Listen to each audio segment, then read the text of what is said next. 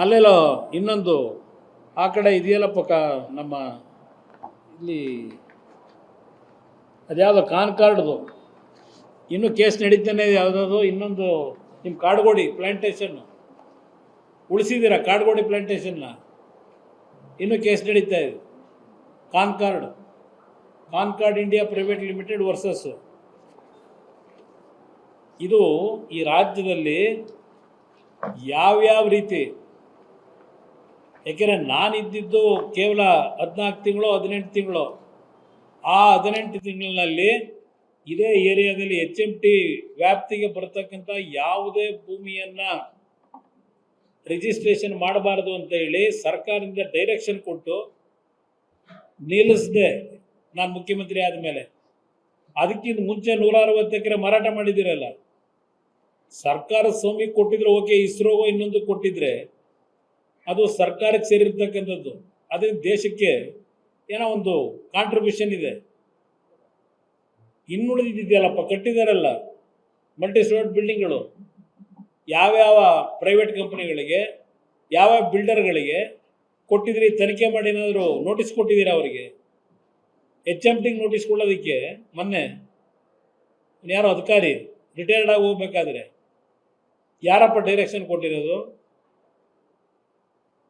ಕೆಲವೇ ದಿವಸಗಳಲ್ಲಿ ಏನೋ ಒಂದು ರಿವೈವಲ್ ಮಾಡಲಿಕ್ಕೆ, ಒಂದು ಹೊಸ ಕಾಯಕಲ್ಪ ಕೊಡ್ಲಿಕ್ಕೆ ನಾವು ಹೊರಟಿದ್ರೆ ಬೆಂಬಲ ಕೊಡಬೇಕು. ಈ ರೀತಿ ಹೇಳಿಕೆಗಳು ಕೊಟ್ಕೊಂಡು ಏನು ಸಾಧನೆ ಮಾಡ್ತೀರಿ ನೀವು?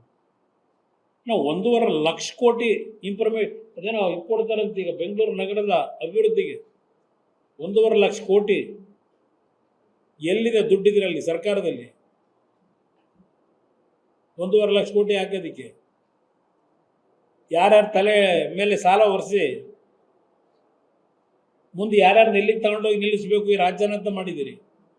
ಅಲ್ಲೆಲ್ಲೋ ಇನ್ನೊಂದು ಆ ಕಡೆ ಇದೆಯಲ್ಲಪ್ಪ ನಮ್ಮ ಇಲ್ಲಿ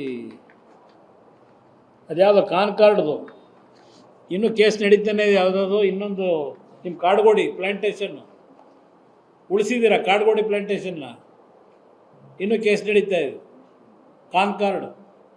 Concord India private limited versus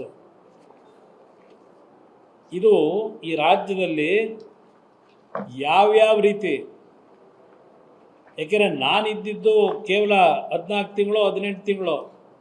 ಆ 18 ತಿಂಗಳಿನಲ್ಲಿ ಇದೇ ಏರಿಯಾದಲ್ಲಿ HMT ವ್ಯಾಪ್ತಿಗೆ ಬರ್ತಕ್ಕಂಥ ಯಾವುದೇ ಭೂಮಿಯನ್ನು ರಿಜಿಸ್ಟ್ರೇಷನ್ ಮಾಡಬಾರ್ದು ಅಂತ ಹೇಳಿ ಸರ್ಕಾರದಿಂದ ಡೈರೆಕ್ಷನ್ ಕೊಟ್ಟು ನಿಲ್ಲಿಸದೆ ನಾನು ಮುಖ್ಯಮಂತ್ರಿ ಆದಮೇಲೆ, ಅದಕ್ಕಿಂತ ಮುಂಚೆ 160 ಎಕರೆ ಮಾರಾಟ ಮಾಡಿದ್ದೀರಲ್ಲ.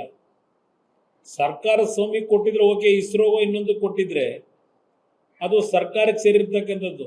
ಅದರಿಂದ ದೇಶಕ್ಕೆ ಏನೋ ಒಂದು ಕಾಂಟ್ರಿಬ್ಯೂಷನ್ ಇದೆ. ಇನ್ನುಳಿದಿದೆಯಲ್ಲಪ್ಪ, ಕಟ್ಟಿದಾರಲ್ಲ ಮಲ್ಟಿ ಸ್ಟೋರೇಜ್ ಬಿಲ್ಡಿಂಗ್ಗಳು, ಯಾವ್ಯಾವ ಪ್ರೈವೇಟ್ ಕಂಪ್ನಿಗಳಿಗೆ, ಯಾವ್ಯಾವ ಬಿಲ್ಡರ್ಗಳಿಗೆ ಕೊಟ್ಟಿದ್ರಿ? ತನಿಖೆ ಮಾಡಿ ಏನಾದರೂ ನೋಟಿಸ್ ಕೊಟ್ಟಿದ್ದೀರಾ ಅವರಿಗೆ? HMTಗೆ ನೋಟಿಸ್ ಕೊಡೋದಕ್ಕೆ ಮೊನ್ನೆ ಯಾರೋ ಅಧಿಕಾರಿ ರಿಟೈರ್ಡ್ ಆಗಿ ಹೋಗ್ಬೇಕಾದ್ರೆ ಯಾರಪ್ಪ ಡೈರೆಕ್ಷನ್ ಕೊಟ್ಟಿರೋದು? ಕೆಲವೇ ದಿವಸಗಳಲ್ಲಿ ಏನೋ ಒಂದು ರಿವೈವಲ್ ಮಾಡಲಿಕ್ಕೆ, ಒಂದು ಹೊಸ ಕಾಯಕಲ್ಪ ಕೊಡ್ಲಿಕ್ಕೆ ನಾವು ಹೊರಟಿದ್ರೆ ಬೆಂಬಲ ಕೊಡಬೇಕು. ಈ ರೀತಿ ಹೇಳಿಕೆಗಳು ಕೊಟ್ಕೊಂಡು ಏನು ಸಾಧನೆ ಮಾಡ್ತೀರಿ ನೀವು? ನಾವು 1.5 ಲಕ್ಷ ಕೋಟಿ ಅದೇನೋ ಕೊಡ್ತಾರಂತ ಈಗ ಬೆಂಗಳೂರು ನಗರದ ಅಭಿವೃದ್ಧಿಗೆ 1.5 ಲಕ್ಷ ಕೋಟಿ ಎಲ್ಲಿದೆ ದುಡ್ಡಿದ್ರಲ್ಲಿ ಸರ್ಕಾರದಲ್ಲಿ?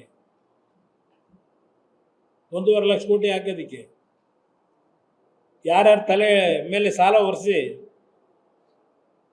ಮುಂದೆ ಯಾರ್ಯಾರು ಎಲ್ಲಿಗೆ ತಗೊಂಡೋಗಿ ನಿಲ್ಲಿಸಬೇಕು ಈ ರಾಜ್ಯನ ಅಂತ ಮಾಡಿದ್ದೀರಿ.